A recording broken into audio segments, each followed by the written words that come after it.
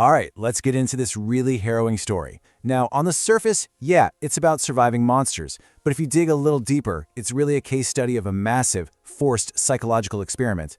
What happens when a person is totally stripped of all human contact and has to survive not just the world, but their own mind? You know, it's a question we all kind of play with, but this isn't about having enough canned food. It's really about psychological endurance. In a world that's built on being connected all the time, this story pushes the absolute limits of what a mind can take when the signal's gone and there's nothing left but static. So, our story starts with a young guy named Aiden. He's having a totally normal morning, and then bam, the world as he knows it just violently ends. It happens in a flash. He's jolted awake by these awful sounds, and when he runs out to his balcony, the scene below is just absolute chaos. You've got people running, screaming, and biting each other. A helicopter spirals out of control and crashes into a building. Society is literally collapsing right in front of him. And he pretty quickly puts two and two together. Okay, this isn't some riot, it's an infection. Some virus is spreading like wildfire, and it's basically erasing people, turning them into these vicious, animal-like creatures. The things he's seeing down there, they're not people anymore. They're zombies. And then the threat gets really personal. His neighbor starts banging on the door, saying he's fine, he's safe. But Aiden spots it, a fresh bite mark on his neck. And then it happens. The guy's eyes go white, his body just twists, and he turns. Aiden gets thrown into his first life or death fight, and he just barely manages to shove the thing back outside. So after he shoves everything he can against the door, his phone buzzes, and it's his only link to the world. A final, desperate text from his family. With every other rule gone, this one sentence becomes his anchor. It's the mission. It gives his survival a purpose. Okay, so this is where the real test begins. It's not about the fight against the infected outside anymore. It's the battle against the silence, the despair, and just that crushing weight of being completely and utterly alone inside his own head. And the days, they just start bleeding into weeks. Day 1, it's a lockdown. Feels manageable. By day 15, the water's gone. And by day 42, after weeks of shrinking supplies and just suffocating silence, his will to live is basically gone. But then, on day 43, something happens. Now, before he hits that absolute rock bottom, his brain does what our brains are designed to do, right? It tries to create order out of the chaos. He's sticking motivational notes to the walls, rationing his food down to the last crumb, recording these daily video diaries. He even calls his parents' dead phone line every day, just a ritual to fake the social connection his body is literally starving for. Then one day, the routine shatters. He gets a call back. It's a voicemail from his mom. And for just a second, there's this huge surge of hope. But then he listens, and he hears her terrified voice, strange sounds, and then their dying screams. It confirms his absolute worst fear in the most brutal way you can imagine.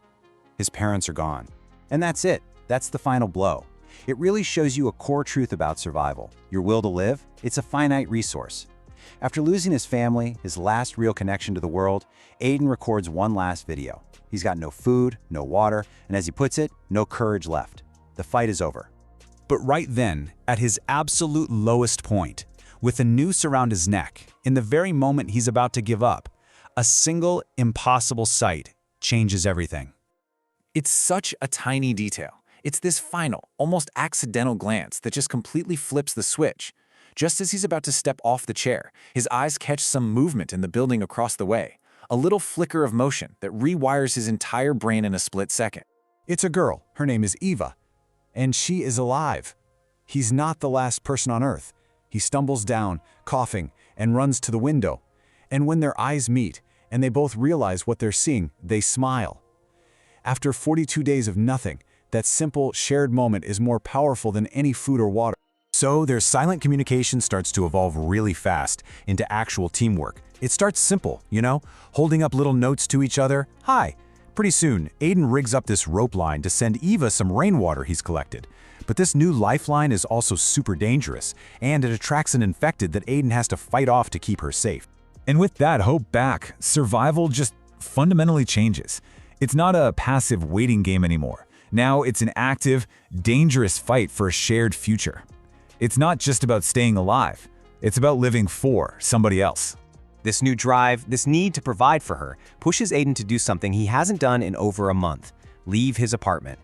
He goes on this absolutely terrifying mission, hiding under dead bodies, fighting an infected in a tiny kitchen, all for a couple of cans of food for Eva. And crucially, he finds 2 walkie-talkies, a way to finally hear her voice. But this is where the story gets really interesting, because it shows us a dark reflection of Aiden's experience. His connection with Eva, it's built on hope and teamwork, but he's about to discover another kind of survivor, an old man for whom that need for connection has turned into something twisted, something possessive and dangerous. So while he's out looking for more supplies, Aiden gets lured into this apartment by a seemingly kind old man who's offering food. But it's a trap. The old man drugs him because he plans on feeding him to his zombified wife, who he keeps tied to a bed. It's this grotesque monument to his own inability to let go of the past. After a completely desperate escape, Aiden races back to save Ava from her own apartment, which is now being overrun. They finally meet in person, but in all the chaos, he gets covered in infected blood. He's convinced he's been bitten, and he starts begging Ava to kill him before he can turn.